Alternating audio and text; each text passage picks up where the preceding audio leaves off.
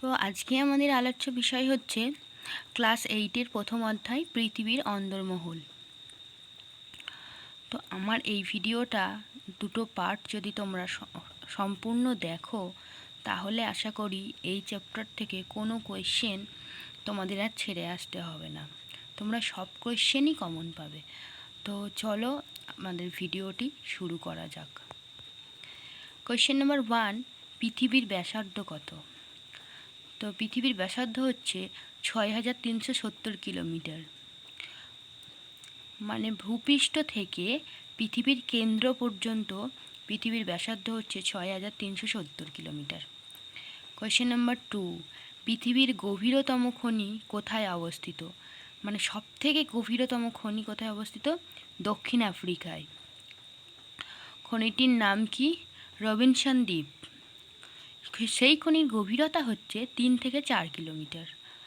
তারপরে question number 3 হচ্ছে পৃথিবীর গড় তাপমাত্রা কত? 15 ডিগ্রি সেলসিয়াস।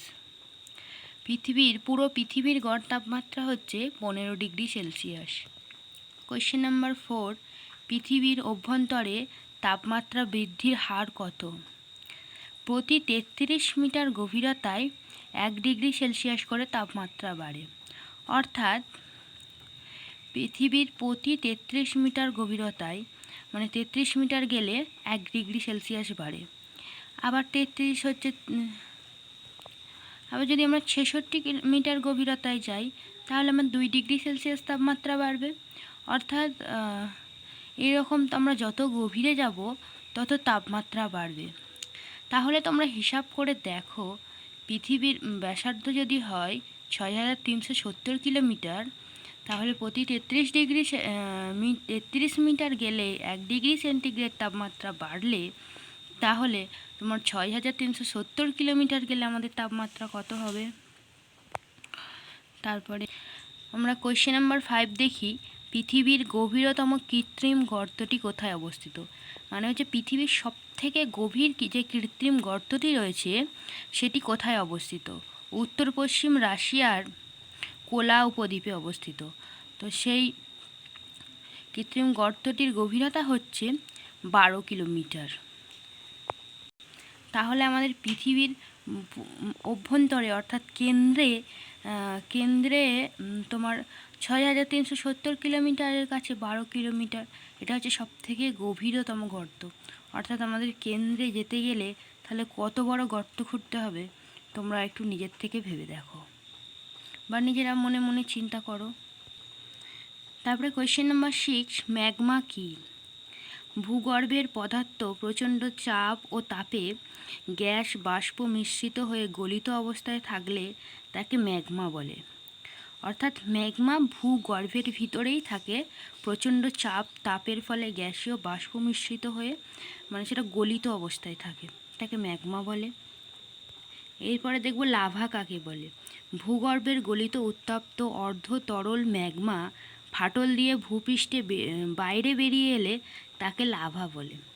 মানে যখন উত্তপ্ত গলিত তরল পদার্থ যখন ভূ অভ্যন্তরে থাকে তাকে ম্যাগমা বলে।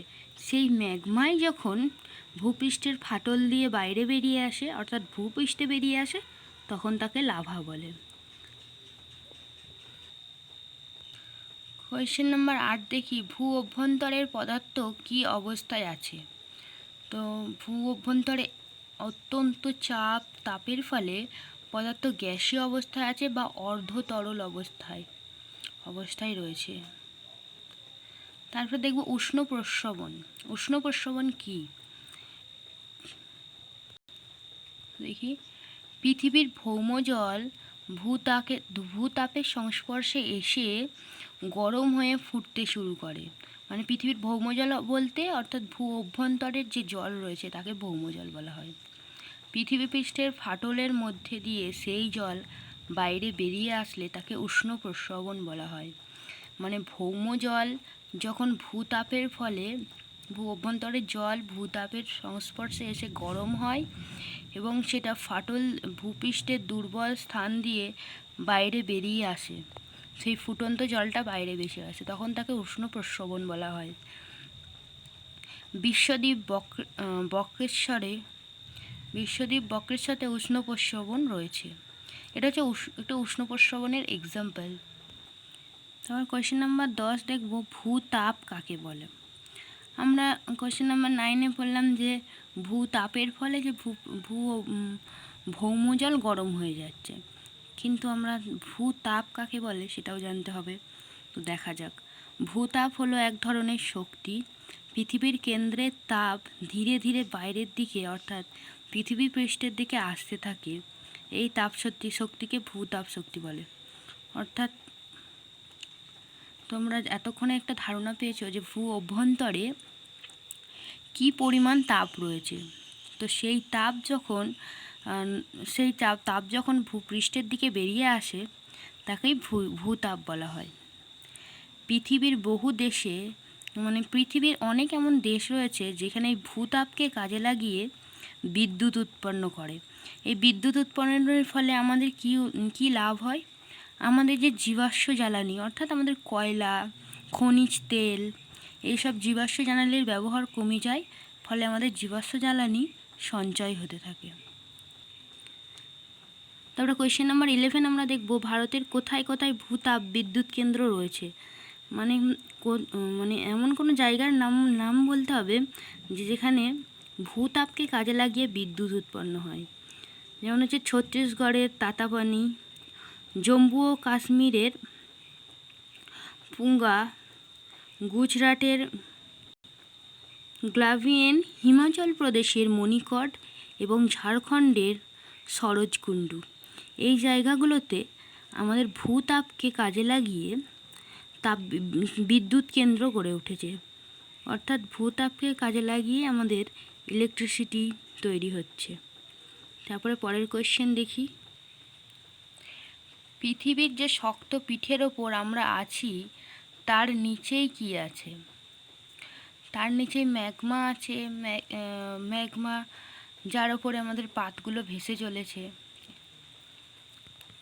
তারপরে কোয়েশ্চেন নাম্বার 13, কেউ কি কখনো দেখেছো পৃথিবীর ভিতরটা কেমন? পৃথিবীর অভ্যন্তরে কখনোই যাওয়া সম্ভব নয়, তবে আমরা কল্পনা করতে পারি। আমাদের যে কিছু ঘটনাকে দেখে আমরা কল্পনা করতে পারি পৃথিবীর ভিতরটা কেমন। কোয়েশ্চেন নাম্বার 14, পৃথিবীর কেন্দ্র পর্যন্ত দেখতে গেলে কতটা গভীর গর্ত খুঁড়তে হবে? তা আমাদের পৃথিবীর ব্যাসার্ধ আমরা দেখেছি 6370 কিলোমিটার। তো আমাদের পৃথিবী কেন্দ্র পর্যন্ত যেতে গেলে আমাদের 6370 কিলোমিটার গর্ত করতে হবে, কারণ সেটা কখনোই করা সম্ভব নয়। পৃথিবীর গভীরতম যে কৃত্রিম গর্তটি রয়েছে সেটাই আমাদের 12 কিলোমিটার। তো 6370 কিলোমিটার গর্ত করা কখনোই সম্ভব হয়ে ওঠে না, হবে না। পৃথিবীর ভিতরটা কেমন তা কতটা জানা সম্ভব হয়েছে? মাঝে মাঝে অগ্নি উৎপাত, উষ্ণ প্রস্রবণ, ভূমিকম্প ইত্যাদি ঘটনার মাধ্যমে পৃথিবীর ভিতরটা কেমন তার সম্পর্কে কিছু কিছু তথ্য আমরা অনুমান করতে পারি, এবং কিছু যুক্তি দিয়ে বৈজ্ঞানিক প্রমাণের সাহায্যে সঠিক তথ্য জানা সম্ভব হয়েছে। মানে যেটা কনফার্ম যে সঠিক সেটা জানা সম্ভব হয়নি, আর ভবিষ্যতেও কখনো হওয়ার সম্ভাবনা কম। কিন্তু আমরা পৃথিবীর বাইরের কিছু আচার আচরণের মাধ্যমে আমরা ভিতরের সম্পর্কে জানতে পারি। যেমন কোনো মানুষের এটা আচার ব্যবহারের মাধ্যমে আমরা কিছুটা অনুমান করতে পারি যে সেই মানুষটা কেমন হতে পারে। সেই রকম পৃথিবীর কিছু বাহ্যিক ঘটনা যেমন অগ্নি উৎপাত, উষ্ণ প্রস্রবণ, ভূমিকম্প এইসবের মাধ্যমে আমরা একটা অনুমান করতে পারি যে পৃথিবীর ভিতরটা কেমন হওয়া সম্ভব। তারপরে কোয়েশ্চেন নাম্বার 16 দেখি, পৃথিবীর ভিতরটা সম্পর্কে মানুষ যতটা জেনেছে সেটুকু জানলো কিভাবে? এর অ্যান্সার হচ্ছে পৃথিবীর ভিতরটা সম্পর্কে পৃথিবী নিজেই বুঝিয়ে দেয় যে পৃথিবীর ভিতরটা কেমন। যেমন অগ্নি উৎপাতের ফলে লাভা বেরিয়ে আসতে দেখা যায়, আবার উষ্ণ প্রস্রবণ থেকে ফুটন্ত জল বেরিয়ে আসতে দেখা যায়। তেমনি ভূমিকম্প তরঙ্গের মাধ্যমে ভূপৃষ্ঠ সম্পর্কে সঠিক ধারণা পাওয়া যায়।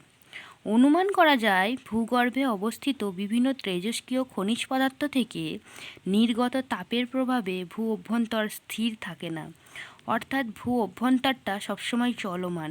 আমাদের পৃথিবীটা স্থির না, সেটা সবসময়ই চলমান।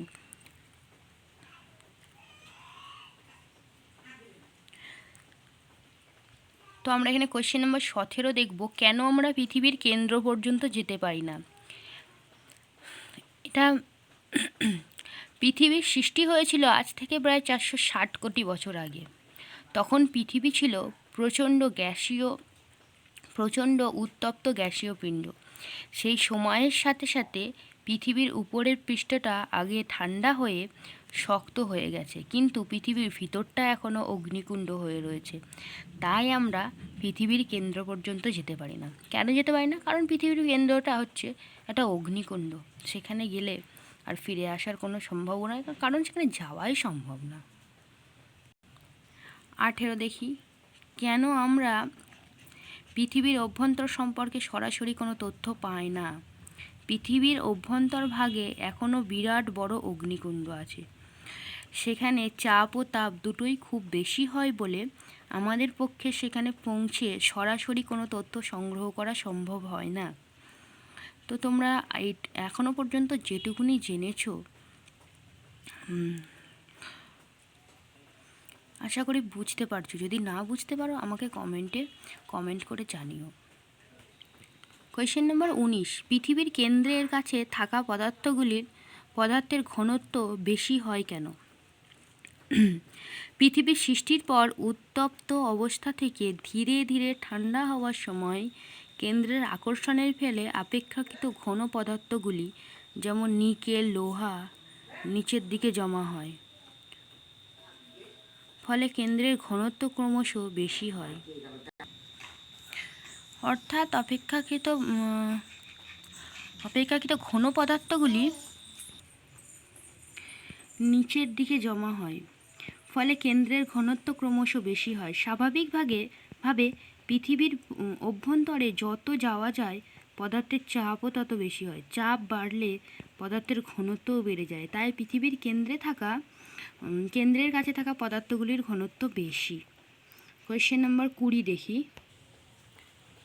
নিজে পরীক্ষা করে দেখো, কিছুটা নুড়ি, পাথর, মাটি নাও, কিছুটা কাচের গ্লাসে অর্ধেক জল ভর্তি করো, ওগুলো গ্লাসে ঢেলে নাড়িয়ে দেখো কি হয়। তো একটি পরীক্ষার মাধ্যমে আমরা দেখতে পাবো যে সবচেয়ে ভারী পদার্থগুলি কাচের গ্লাসের নিচে চলে যাচ্ছে, অর্থাৎ পাথরগুলি নিচে চলে যাচ্ছে। কম ঘনত্ব পদার্থ অর্থাৎ নুড়িগুলো মাঝে অবস্থান করছে এবং মাটিগুলো ওপরের স্তরে রয়েছে। এইভাবে আমরা তোমরাও একটু করে দেখবে যে নুড়ি, পাথরের টুকরো, কিছুটা অপেক্ষাকৃত ছোট নুড়ি আর মাটি মিশিয়ে দেখবে। তো সেটা বড় আছে সেটা নিচে পড়ে যাবে সব থেকে, যেটা মাঝারি সেটা মাঝে অবস্থান করবে এবং মাটির টুকরোটা ওপরে ভাসতে থাকবে। এইভাবে তোমরা 3টে স্তর দেখতে পাবে।